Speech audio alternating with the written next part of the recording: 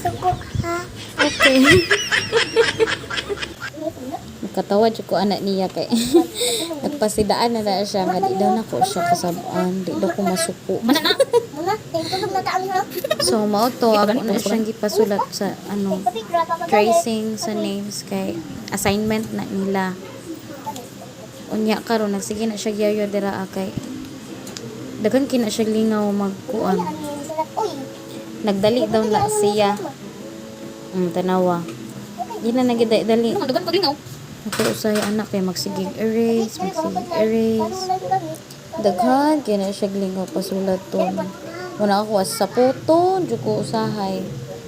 Kay daghan kaayo ni ana pa usahay kay ang mata niya kay wala gi sa iyang papel. Maglagot lagi ko. Dili na, okay na. Sige, go.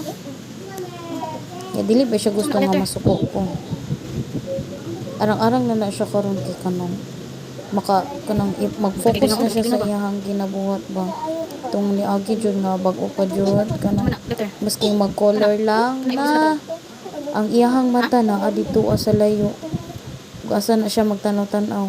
Di siya magtanaw sa iyang papel. Pero nalipay na ko karon kay ana na iyahang sinulatan.